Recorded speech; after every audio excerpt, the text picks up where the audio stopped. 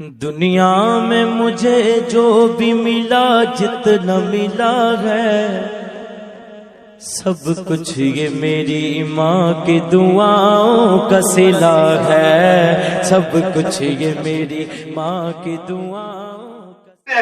اب میں حضرت کو بس اس مصرے کے ساتھ میں آواز دوں گا کہ مجھے کئی لمحے نہیں صدیاں سن سکتی ہے، مجھے کئی لمحے نہیں صدیاں سن سکتی ہے، حفاظت رکھنا میری آواز کی۔ حضرت مولانا فاروق مدنی صاحب استاد حدیث جامعہ اسلامیہ اشاعت العلوم عقل کوہ ہمارے درمیان میں تشریف رکھتے ہیں۔ حضرت سے میں مؤدبانہ گزارش کرتا ہوں کہ ہم سب کو اپنے قیمتی کلمات سے نوازیں۔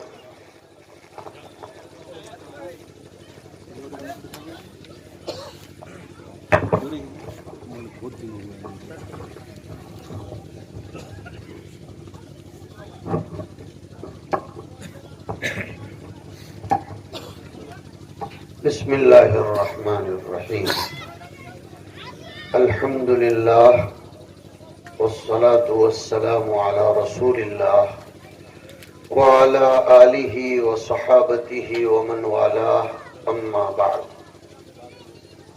فاعوذ باللہ من الشیطان الرجیم، بسم اللہ الرحمن الرحیم۔ ان اول بیت وضع للناس للذی ببکۃ مبارکا وہدی للعالمین، وقال تعالی فی بیوت اذن اللہ ان ترفع ویذکر فیہا اسمہ یسبح له فیہا بالغدو والآصال رجال لا تلہیہم تجارۃ ولا بیع عن ذکر اللہ وإقام الصلاة وإيتاء الزكاة، وقال تعالى يا أيها الذين آمنوا لا تلهكم أموالكم ولا أولادكم عن ذكر الله ومن يفعل ذلك فأولئك هم الخاسرون، وأنفقوا مما رزقناكم من قبل أن يأتي أحدكم الموت فيقول رب لولا أخرتني إلى أجل قريب فأصدق وأكن من الصالحين، صدق الله العظيم۔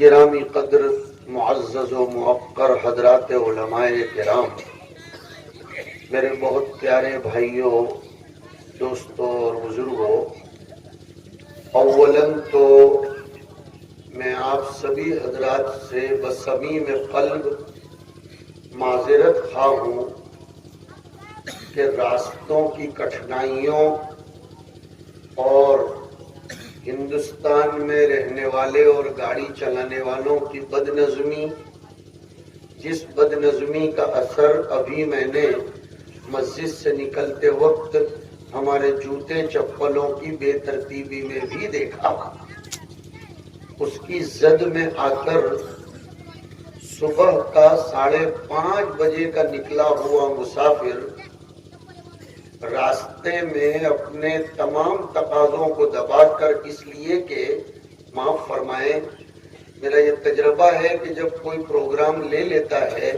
تو گویا وہ اپنا زر خرید غلام سمجھتا ہے آدمی کو، 5 منٹ پر یہ کہاں پہنچے، جلدی پہنچو، تو مر جا لیکن ہمارے یہاں پہنچ جا۔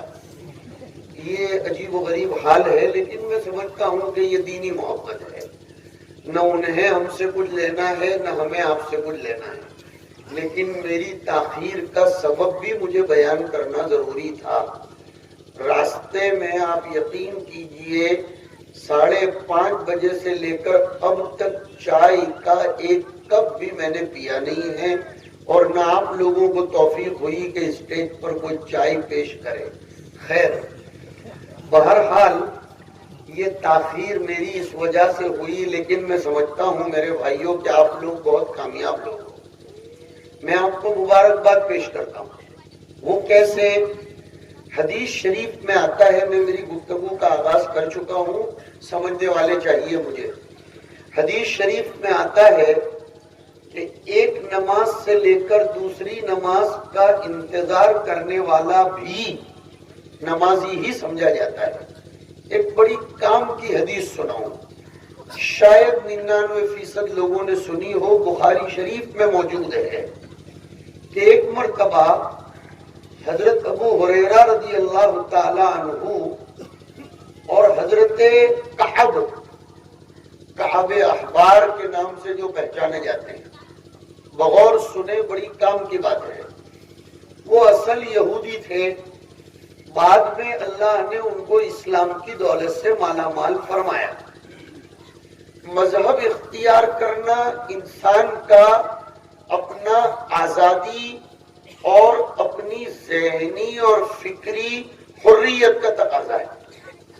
مذہب اختیار کرنے پر، میں بہت کم کی باتیں کر رہا ہوں، میری عادت نہیں ہے لمبی چوڑی تمہید قائم کرنا، سنو گے تو کام آئے گا، ورنہ آپ سوچو گے آدھے گھنٹے کے بعد گاڑی چلے گی، آدھے گھنٹے میں ختم ہو جائے گی گاڑی۔ عرض یہ کر رہا ہوں کہ مذہب اختیار کرنا، کسی دھرم کا پالن کرنا، کسی نظریے کو اختیار کرنا، یہ انسان کا اپنا نجی معاملہ ہے، یہ اس کے ذہن اور قلب کی پسند اور اللہ کی طرف سے تخم توفیق کو بونے کا نتیجہ ہوتا ہے۔ مدینہ منورہ میں بھی اور مکہ مکرمہ میں بھی کئی لوگوں نے مذہب اسلام کو اللہ تعالی کی مرضی اور توفیق سے قبول کر لیا تھا۔ اتنی ظالم اور پرتشدد قوم ہونے کے باوجود کبھی ان کا NRC نہیں کروایا گیا۔ لیکن ایک بات اور کہوں، بہت کام کی بات، نہ جانے اللہ پاک نے کیسے یہ باتیں ابھی ذہن میں ڈالی، ورنہ میں نے سوچا بھی نہیں تھا، اور ویسے میں کبھی سوچتا بھی نہیں ہوں۔ زمانہ طالب علمی میں بھی کبھی میں نے کوئی تقریر یاد نہیں کی، تو اب کیا یاد کروں گا۔ وہ منافقین تھے۔ آپ کو میں حوصلہ دلانا چاہتا ہوں، سیاسی لوگوں کا کام ہوتا ہے ڈرانا اور مستقبل کے خطرات کو سامنے رکھ کر قوم کو مایوس کر دینا تاکہ ان کی روٹی سکتی رہے۔ علماء کا کام ڈرانا نہیں ہوتا، چوکنا کرنا ضرور ہوتا ہے۔ چوکنا کرنے میں اور ڈرانے میں بہت بڑا فرق ہے۔ تو مدینہ کے کچھ منافقین، انہوں نے جب دیکھا کہ مکہ کے آئے ہوئے مہاجرین نے عزت پالی اور مکہ کے آئے ہوئے مہاجرین میں بالخصوص حضرت عثمان غنی، حضرت عبد الرحمن ابن عوف اور دیگر اجل صحابہ رضی اللہ عنہم، یہ مالی اعتبار سے بھی بہت مضبوط بن گئے اور ان کو عزتوں کا صحرا سر پر باندھنے کی سعادتیں میسر ہوئیں۔ تو اب سنو پوائنٹ، مدینہ کے کچھ منافقین نے جملہ کسا، سورہ منافقون میں وہ جملہ ثبت ہے کہ انہوں نے یہ کہا تھا لَئِن رَّجَعْنَا إِلَى الْمَدِينَةِ لَيُخْرِجَنَّ الْأَعَزُّ مِنْهَا الْأَذَلَّ، اگر ہم مدینہ لوٹیں گے، اور آج کی زبان میں بولوں، اگر ہمیں اب کی بار 300 کے پار کا موقع ملے گا تو ہم میں کا عزیز، طاقت والا، ذلیل کو نکال دے گا۔ یہی تو سازش ہے۔ لیکن ایک آیت اللہ نے عجیب ثبت کر دی، عجیب پیغام دیا۔ اصل میں میرے جو طلبہ یہاں بیٹھے ہیں انہیں اگر زمانہ طالب علمی یاد ہو خوش نصیبی سے، تو میں قرآن کریم کی آیات کو عصر حاضر پر منطبق کرنے کا ایک خاص مشن لے کر چلتا ہوں۔ وہ سورہ منافقون کی آیت ہے۔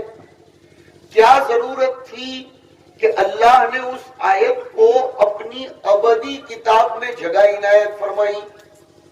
ورنہ دنیا کی سوچ تو یہ ہے کہ رات گئی بات گئی، لیکن قرآن نے ایک پیغام ثبت کر دیا، اور شاید اس وقت چلنے والے ہندوستان کے حالات اور وقتاً فوقتاً پیش آنے والے حالات میں اہل ایمان کے دلوں کو مضبوط کرنے کے لیے ایک زبردست میسج دیا آگے کی آیت میں کہ دیکھو، دھیان دینا پڑے گا ورنہ بات سمجھ میں نہیں آئے گی، کہ ذاتی عزت، ذاتی غلبہ اور ذاتی فوقیت ایز پر پرائیویٹ پراپرٹی، یہ عزت اگر کسی کو حاصل ہے تو صرف اور صرف اللہ کو، نبی کو بھی نہیں، نبی کو بھی نہیں۔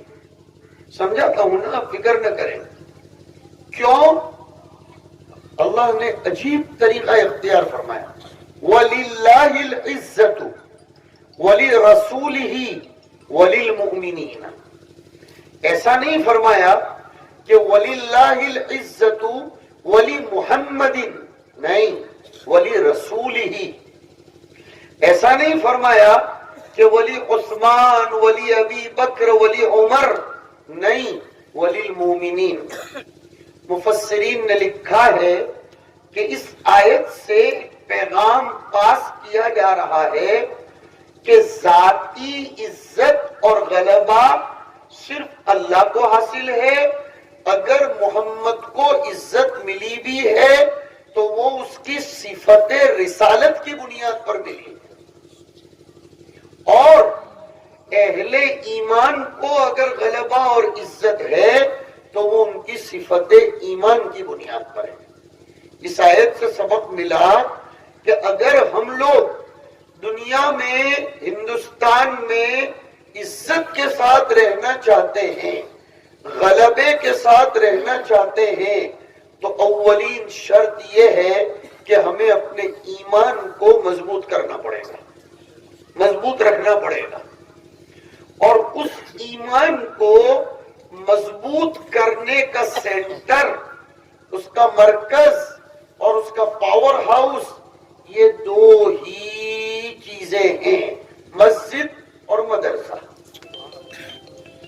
یہ دو سے ہی ایمان مضبوط بنتا ہے۔ خانقاہوں کا انکار نہیں ہے، لیکن یاد ہونا چاہیے کہ خانقاہیں بھی تو مسجد ہی میں بنتی ہیں، خانقاہوں کے اعمال مسجد میں ہی وجود پذیر ہوتے ہیں، بلکہ دو قدم آگے بڑھو، مدرسے کی حقیقت بھی مسجد ہے، مدرسے کی ابتدا بھی مسجد سے ہی ہوئی۔ اسلام کی نظر میں مسجد کا مفہوم محدود نہیں ہے۔ مجھے بہت معاف کریں گے، ہم لوگوں نے یہ سمجھ رکھا ہے کہ مسجد صرف نماز پڑھنے کی جگہ ہے، یا مسجد صرف 2.5 گھنٹے کی ترتیب اور جماعتوں کے روانہ کرنے کی جگہ ہے۔ یہ ہمارا مسجد کے اوپر کیا جانے والا ظلم ہے۔ بے شک یہ سب بھی یاد رکھنا مسجد والے کام ہیں، لیکن یہ سب ہی مسجد والے کام نہیں ہیں۔ مسجد کے گراؤنڈ سے حضور نے ہاسپٹل کا بھی کام کیا۔ ایک صحابی بیمار ہوئے تھے، حضرت سعد ابن ابی وقاص رضی اللہ تعالیٰ عنہ، ان کو اللہ کے راستے میں تیر لگ گیا تھا، ان کا مکان مسجد سے کافی دوری پر تھا، حضور کو بار بار ان کے گھر تک عیادت کرنے جانے میں دشواری ہوتی تھی، حضور کی زندگی بہت مصروف زندگی تھی۔ حضور اکرم صلی اللہ علیہ وسلم نے وہ صحابی کی چارپائی مسجد کے ایک کونے میں لگائی، اور راوی وہاں کہتے ہیں لِيَعُودَهُ عَنْ قَرِيب، تاکہ حضور قریب رہ کر ان کی عیادت کر سکیں۔ مسجد ہاسپٹل بھی تھی، مسجد لشکروں اور قافلوں کو روانہ کرنے کی جگہ بھی تھی، اور اس سے بڑھ کر سناؤں، مسجد کے ذریعے ہی غربا کی پہچان اور غربا کی مدد کا کام ہوتا تھا۔ ہم لوگوں نے سمجھا ہے خالی مسجد میں مدرسوں کے ہی چندے کرنے کے، مدرسے والوں کو بھی سوچنا چاہیے کہ مسجد خالی تمہاری پراپرٹیاں نہیں ہیں، اگر وہاں کبھی ہاسپٹل کا اور کسی غریب کا چندہ ہو تو ناک بھویں نہیں چڑھانے کے کہ ہماری پارٹنرشپ کرنے، یہ کہاں آیا؟ دلیل کے ساتھ بات کر رہا ہوں، دلیل کے ساتھ بات کر رہا ہوں۔ حضور خطبہ دے رہے تھے جمعہ کا، کہاں؟ بولو، ارے بولو، مسجد میں۔ ارے یار بولو نا، مسجد میں خود آپ لوگوں نے تو چائے پی لی نا یا نہیں پی؟ پی لی نا، تو پھر بولو نا۔ حضور مسجد میں جمعہ کا خطبہ دے رہے تھے۔ ارے بھائی چائے لینے مت جانا، آپ سمجھو گے کہ ہاں میں یہ کہنا نہیں چاہتا ہوں، آپ اطمینان سے بات سنیں۔ ہاں جزاکم اللہ۔ مسجد میں حضور جمعہ کا خطبہ دے رہے تھے، بہت پیاری بات ہے۔ چالو خطبے میں ایک صحابی تشریف لائے، ایک دم ٹھوٹ گورانی بھاشا میں سمجھا رہا ہوں۔ چالو خطبے میں ایک صحابی تشریف لائے۔ آپ سب کو ایک بات معلوم ہے نا کہ جب خطبہ شروع ہو جائے تو نماز پڑھنا بھی جائز؟ خالی جگہ پر کرو، امتحان کا زمانہ چل رہا ہے، نہیں ہے۔ ارے بھائی چالو خطبے میں نماز پڑھ سکتے ہیں؟ حدیث میں آیا اذا خرج الامام فلا صلاۃ ولا کلام۔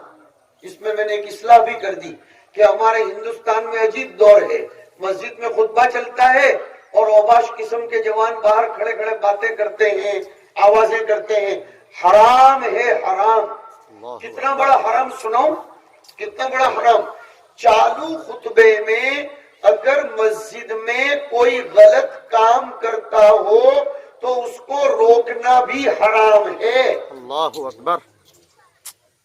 ہاں، چالو خطبے میں اگر آپ کا پڑوسی کنکر سے کھیلتا ہو، اس زمانے کا ترجمہ کروں، واٹس ایپ دیکھتا ہو، موبائل سے کھیلتا ہو، تو اس کو یہ کہنا بھی حرام ہے کہ بند کر۔ حالانکہ امر بالمعروف نہیں عن المنکر کتنا بڑا کام، لیکن خطبہ شروع ہو گیا، خلاص معاملہ۔ اب نہ درود، نہ تلاوت، نہ نماز، نہ کچھ۔ جتنا امام کو دھیان سے دیکھو گے اللہ قیامت کے دن اپنا دیدار اتنا ہی نصیب فرمائے گا۔ سبحان اللہ۔ اور سنو، کل جمعہ ہے نا، میں امید کرتا ہوں کہ سبھی اس پر عمل کریں گے انشاءاللہ۔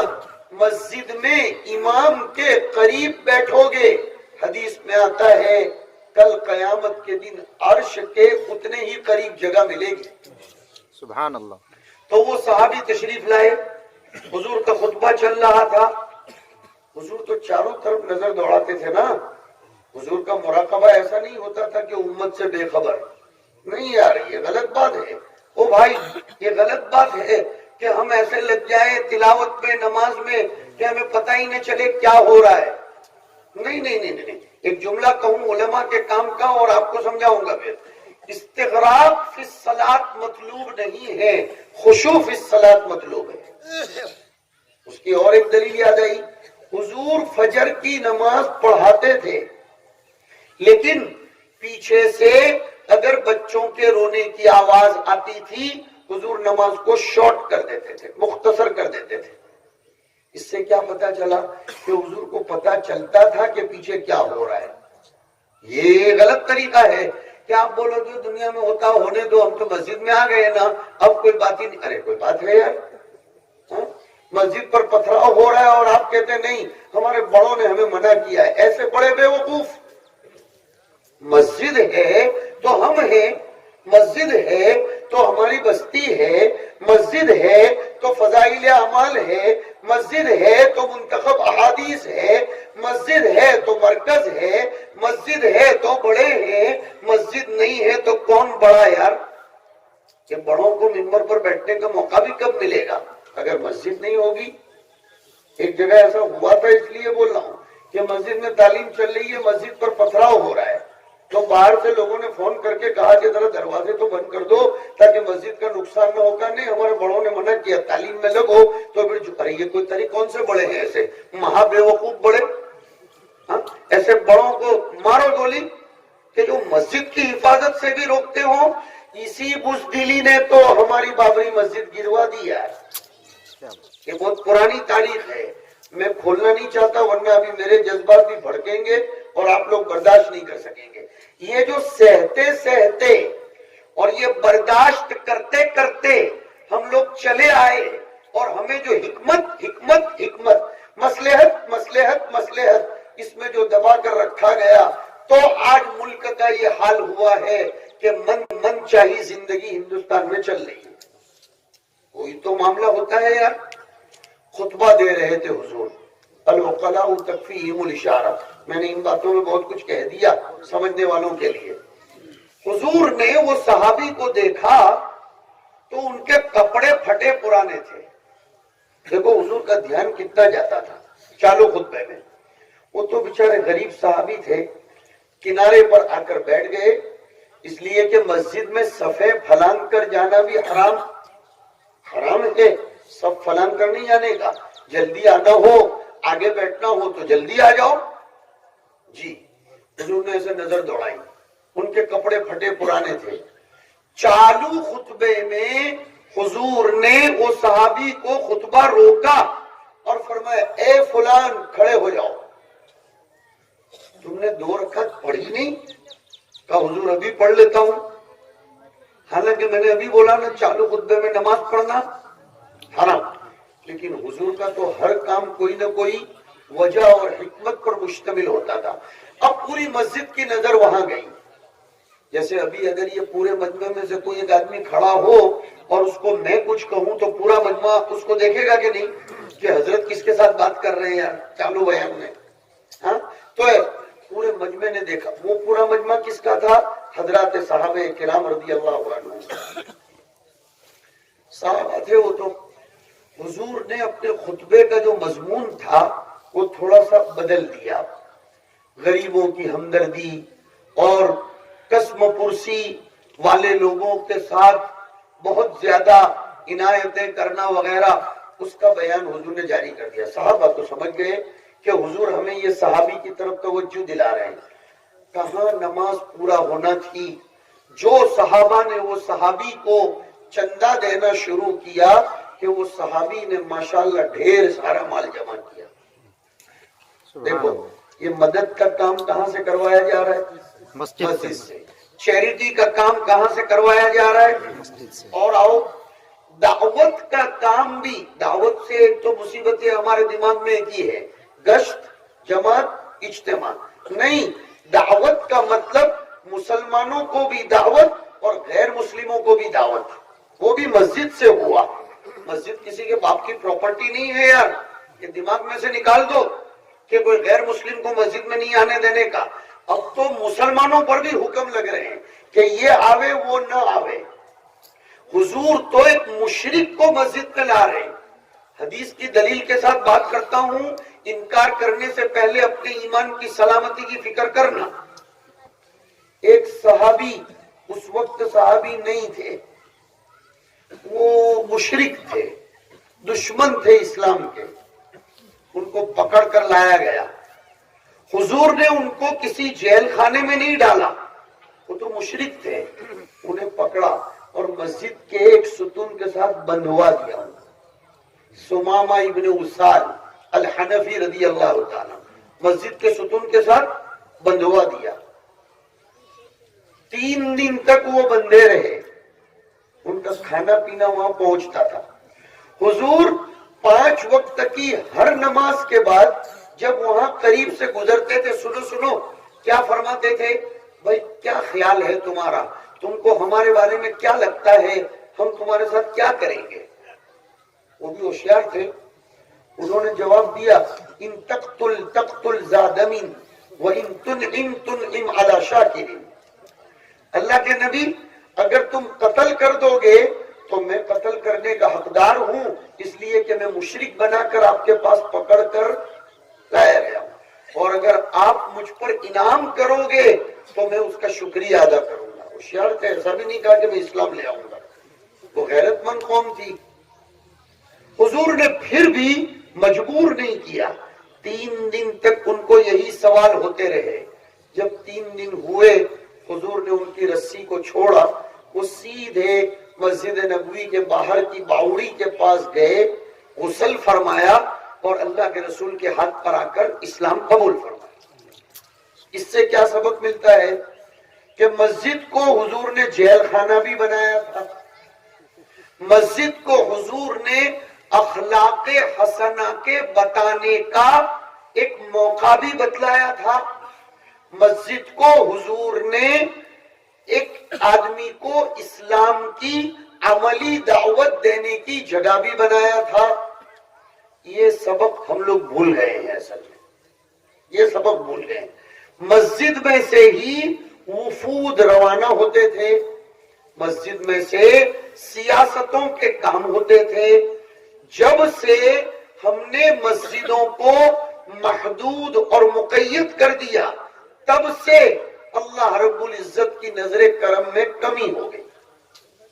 ہاں, مسجد کے ذریعے مسجد کو ملٹی پرپز بناؤ, مسجد میں لائبریری بناؤ, مسجد میں کچھ ضروری دوائیں بھی رکھو, اور مسجد میں اسلامی دعوت کے کچھ رسائل بھی رکھو, تاکہ ابھی ہمارے یہاں بڑودہ میں دارالعلوم بڑودہ کے محتمم میرے سگے بھائی صاحب ہیں مفتی عارف صاحب, انہوں نے ایک نہایت کامیاب پروگرام کیا. اللہ کرے میرے یہ علماء برادری کے بھائی میری اس آواز کو قبول کر لیں گے تو مجھ پر احسان ہوگا. انہوں نے کام کیا مسجد درشن پروگرام, مسجد درشن پروگرام. زمانے کی سخت ضرورت ہے کہ بھائی ایک دن طے کیا سنڈے کا, شام کے 4 بجے سے لے کر رات کے 7:30 بجے تک مسجد کے دروازے ٹوٹلی اوپن, جس کو آنا ہو آؤ. وہاں پھر سب لوگوں کو طے کیا, پروجیکٹر بھی رکھا, کچھ بینرز بھی رکھے کہ بھئی دیکھو ہمارے یہاں وضو کا مطلب یہ ہے, امام یہ ہوتا ہے, مؤذن کا مطلب یہ ہے, اذان کا مطلب یہ ہے, صفوں کا مطلب یہ ہے وغیرہ. ماشاءاللہ ہزاروں ہمارے برادران وطن ہندو قوم وہاں سمجھنے کے لیے گئی, اور انہوں نے یہ کہا کہ یار تم مسلمانوں نے اتنے سال گزر گئے, اب تک ہمیں کلمے کا مطلب نہیں سمجھایا. اگر کلمے کا اور اذان کا یہی مطلب ہے تو اذان پر جس دن پابندی کی آواز لگائی جائے گی سب سے پہلے ہم اس کے خلاف کھڑے ہو جائیں گے, اس لیے کہ اس میں تو بہت اچھی چیز ہے کہ کامیابی کی طرف آؤ, شانتی کی طرف آؤ. ہم نے تمہاری, اور یہ 4:30 سے 7:30 کا ٹائم اس لیے رکھا تھا کہ عصر مغرب دونوں نمازیں بھی وہ لوگ دیکھ لیں, اور ایک خاموش نماز بھی دیکھیں اور ایک بولتی نماز بھی. اور بولتی نماز بھی وہ جو آدھی بولتی آدھی خاموش, تو انہیں سوال بھی تو ہوگا نا ایسا کیوں. جب اسلام کی حقیقت سمجھیں گے تو ان کو سمجھ میں آئے گا یہ ہے اس زمانے میں آستینیں چڑھانے کا موقع نہیں ہے, یہ آستینیں چڑھانے کا موقع نہیں ہے. دھواں دار تقریروں سے چاہے وہ سیاسی لوگ کرتے ہوں یا غیر سیاسی, آج تک کسی بھی فیلڈ میں نہ فائدہ ہوا نہ ہوگا. نہیں, عمل بتانا پڑے گا, ہمیں ان کی غلط فہمیوں کو دور کرنا پڑے گا, ہمیں قرآن کا پیغام سمجھانا پڑے گا. ہمیں اپنے, انہوں نے کہا ان غیر مسلموں نے کہ یار ہم نے دیکھا کہ مسجد میں ہم جتنے بھی آئے تم نے یہ بھی نہیں پوچھا کہ تمہاری آئی ڈی کیا ہے, تم کون سے ہو, تم جین ہو, بدھ ہو, تم آریہ ہو, تم برہمن ہو. تم نے تو یار ہم سب کا ویلکم کیا, یہ تو کیسی جگہ ہے. ورنہ ہمارے یہاں مندروں میں تو بڑی ککشا کے لوگوں کے سوا آگے جانے کا کسی کو موقع ہی نہیں ملتا. وہاں انہوں نے اتفاق سے یہ دیکھا کہ عصر کی نماز میں کچھ رکشے والے آئے, انہوں نے پارکنگ میں رکشہ رکھی, میلے کچیلے تھے, وہ پہلی صف میں نماز پڑھنے کھڑے ہو گئے, کسی نے ان کو روکا نہیں. اور کچھ لولے لنگڑے لوگ, فقیر لوگ مغرب کی نماز میں آئے, وہ پہلی صف میں کھڑے ہو گئے. سب اسی کو تو وہ شعر خالی بیانوں میں گنگنانے کے لیے, ایک تو گنگنانے کی مصیبت آ رہی ہے کہ ایک ہی صف میں کھڑے ہو گئے محمود و ایاز, نہ کوئی بندہ رہا نہ کوئی بندہ نواز. اس کی حقیقت سمجھنے کی ضرورت. تو مسجد وہ جگہ ہے جہاں سے ہدایت پھیلے گی, جہاں سے قوم کو برکت ملے گی. آؤ آج ہم مبارکباد پیش کرتے ہیں ہمارے بہت پیارے دوست کو کہ اللہ نے ان کے دل میں تخم ریزی کی, اور ان کی تربیت کرنے والے, سرپرستی کرنے والے علماء کرام کو کہ وہ ان کی رہبری کر رہے ہیں. میرے بھائیوں, مال تو اللہ نے سب کو دیا ہے, لیکن اس کے گھر کی تعمیر میں مال کا لگ جانا خدا کی قسم کھا کر کہتا ہوں اس کی محبت کی دلیل ہے۔ ایسے لوگ شاباشی کے قابل ہیں۔ میں چاہتا ہوں کہ ایسے لوگوں کی شال پوشی کی جائے اور ایسے لوگوں کو سامنے لایا جائے۔ وہ ہمارے بھائی کہہ رہے تھے میں کسی کے سامنے میرا نام آنے دینا نہیں چاہتا، تو مجھے ابھی دلیل یاد آئی، راستے میں یاد نہیں آئی تھی، ابھی وہ دلیل یاد آئی۔ باقاعدہ لائٹ چلی گئی، دیکھو بہت کام کی بات سناتا ہوں۔ ہمیں سوال ہوتا ہے کہ کبھی ہم کو اللہ کے راستے میں کچھ دینا ہو تو چھپ چھپ کے ہی دینا چاہیے، چپ چھپ کے ہی، یا کھل کر دینا چاہیے؟ اللہ جزائے خیر دے، ہمارے علماء کو کوئی چیز باقی نہیں چھوڑی۔ یہ لکھا کہ اگر قوم میں بخیلی کی بیماری عام ہو اور لوگوں میں دینے کا جذبہ نہ ہو تو پھر کھل کر کھل کر تختی لگا کر اعلان کر کے دو، تاکہ تمہیں دیکھ کر لوگوں کو بھی دینے کا شوق پیدا ہو۔ جیسے ہمارے دعوت کے اندر کتنا اچھا طریقہ ہے کہ گزشتہ ہفتے نام لکھایا ہو تو بھی اس ہفتے کھڑے ہو جاؤ۔ ہاں بھائی، نقد تشکیل وصولی جو ہو سو، لیکن کھڑے ہو جاؤ۔ وعدوں میں بھی نام لکھاؤ، ارادوں میں بھی نام لکھاؤ، تاکہ دو چار کو کھڑا ہوتا ہوا دیکھ کر سب لوگوں کو توفیق ہو۔ تو ضرورت ہے اب کہ لوگ اپنے دیے ہوئے مال کا اعلان کریں۔ اگر ہمارے یہ جاوید بھائی کو اللہ نے زمین جاگیر مال دیا ہے تو یہاں اور بھی بہت سے لوگ بیٹھے ہوں گے۔ میں کہا کرتا ہوں مہاراشٹر میں بھی لوگوں کے پاس مال تو بہت ہے بھائی، برا مت ماننا، لیکن وہ زندگی گزارنے کا طریقہ اتنا سیدھا سادہ ہے کہ ڈکار بھی نہیں آتی کہ کسی کو پتا چلے کیا کھایا ہے۔ وہ ہم گجرات والے ایسے ہی بدنام ہو گئے ہیں کہ گجرات والوں کے پاس بہت پیسہ ہے، ماشاء اللہ مہاراشٹر والوں کے پاس پیسہ ہے، لیکن وہ ایسے اندر رہتا ہے، وہ نکالتے نہیں، ہاں ڈکار ہی نہیں لیتے۔ اور ہم لوگ ڈکار لے لیتے ہیں تو پتا چلتا ہے دال چاول کھایا یا ہماری کڑی کھچڑی کھائی، ہاں یا پھر گوشت مانڈا کھایا۔ ارے اللہ کے بندو، اتنی سب زمینیں اللہ نے دی ہے، خوشی کی بات ہے، میں بہت خوش ہوں، تو اتنی زمینوں میں سے کچھ زمینیں غریبوں کو مکان بنانے کے لیے دے دو، اتنی زمینیں اللہ کا گھر آباد کرنے کے لیے دے دو، اتنی زمینیں کوئی یتیم خانہ، ہاسپٹل، اسکول بنانے کے لیے دے دو۔ اور بالکل کھلے عام چیلنج کرتا ہوں، آنے والی نسلوں سے خیر کے کاموں کی امیدیں مت رکھنا۔ یہ کبھی مت سوچنا کہ میری اولاد میرے ایصال ثواب کے لیے مسجد بنائے گی، اب وہ دور نہیں ہے۔ باپ کا جنازہ پڑا ہے اور بینک کی بک ڈھونڈنے کے لیے جھگڑے ہو جاتے ہیں، اس لیے اپنی زندگی میں کام کر لو۔ میں مبارکباد دیتا ہوں، دعا کرتا ہوں اللہ ان کے مال میں، جان میں، عزت آبرو میں برکت دے۔ اور آپ لوگ میری محبت میں اب تک بیٹھے تو ذرا میں محبت کا امتحان بھی لینا چاہتا ہوں۔ اتنے بڑے مجمع میں کون کون ایسے ہیں جو نیت کر لے کہ انشاءاللہ ہم بھی کوئی چھوٹی موٹی مسجد بنانے کے لیے تیار ہیں جب اللہ ہمیں موقع دے گا؟ کھڑے ہو جاؤ، ذرا کھڑے ہو جاؤ۔ ارے واہ، یہ تو پورا مجمع کھڑا ہو گیا، ماشاءاللہ، کیا کہنا، واہ ہوا۔ اب تو میں آپ سب کا مسافہ کر کے جاؤں گا، ورنہ میں نے طے کیا تھا کہ میں بیٹھ جاؤں، ماشاءاللہ میں گلے لگاتا ہوں۔ اچھا چلو، یہ تو آپ نے کھڑے ہو کر بولا، اب مجھے کچھ ایسے میرے پیارے بھائی چاہیے جو نقد ارادہ کر لے کہ ہم بہت جلدی جلدی انتظام کر کے رمضان سے پہلے ہی اس کا کوئی پلان بنائیں گے۔ کھڑے ہو جاؤ بھائی، پھر دیکھیں گے کون سی جگہ ضرورت ہے۔ ماشاءاللہ، واہ ہوا، یہ کھڑے ہو گئے بھائی، ان کے نام لکھو تاکہ ان سے ملاقاتیں کی جا سکے۔ اللہ آپ کو جزائے خیر دے۔ دیکھو ماشاءاللہ میرے کتنے پیارے بھائی ہیں جنہوں نے مسجد مدرسہ بنانے کے لیے پورا ارادہ کر لیا۔ بھائی ان کو بھی ذرا دیکھو، یہ کتنے میرے پیارے بھائی ہیں۔ یہ ہوتی ہے مسلم قوم، اس کو کہتے ہیں زندہ قوم۔ اس قوم کی زندگی کو کون مٹا سکتا ہے یار؟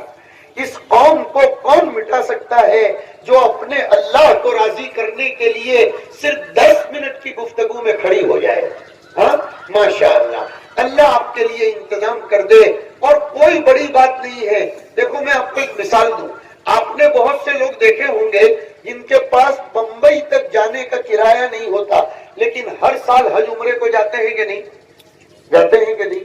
ہاں، تو ایسے ہی کئی لوگ ایسے ہوتے ہیں جن کے پاس کوئی نظام نہیں ہوتا، لیکن جب وہ نیت کر لیتے ہیں اللہ ان کے لیے انتظام فرماتے ہیں۔ تو یہ کام کرو، مسجدوں کے، مدرسوں کے، آنے والی نسلوں سے امید مت رکھو، وہ اگر کریں گے تو ان کی سعادت مندی میں دعا بھی کرتا ہوں۔ اور مجھے بہت محبت ہوئی آپ سے کہ آپ نے اس آواز پر لبیک کہا۔ اللہ استقامت نصیب فرمائے، اس مدرسے کو، مسجد کو اللہ آباد فرمائے، شاد فرمائے، آباد کرنے والوں کو آباد فرمائے۔ وصلی اللہ علی النبی الکریم برحمتک یا ارحم الراحمین۔ دعا کر دیں، دعا کر دیں۔ اللهم لك الحمد كله ولك الشكر كله وإليك يرجع الأمر كله تبارك ربنا وتعاليت نستغفرك اللهم ونتوب إليك اللهم صل وسلم وبارك على سيدنا ومولانا محمد وعلى آله وأصحابه أجمعين يا رب ارحمهما كما ربياني صغيرا اللهم وفقنا لما تحب وترضى واجعل آخرتنا خيرا من الأولى۔